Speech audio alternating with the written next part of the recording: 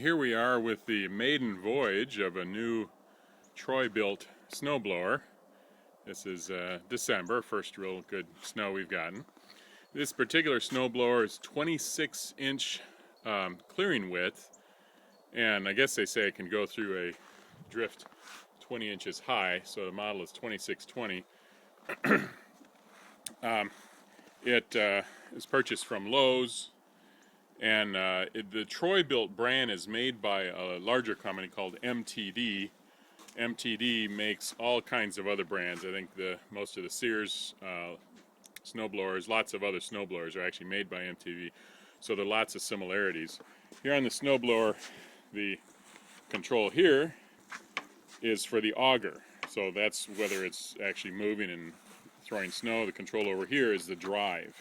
This snowblower does have our snow thrower does have driven wheels. One of the things that separates a blower from a thrower, at least this is what I hear, the front area there is one stage, which is the auger that grinds up the snow, and then there's a second stage here that actually throws it. It's like a big blower that throws the snow. These days, snow blowers are rated by their engine displacement, and this particular one, it looks like a 208 cubic centimeter displacement. So let's get it ready to go.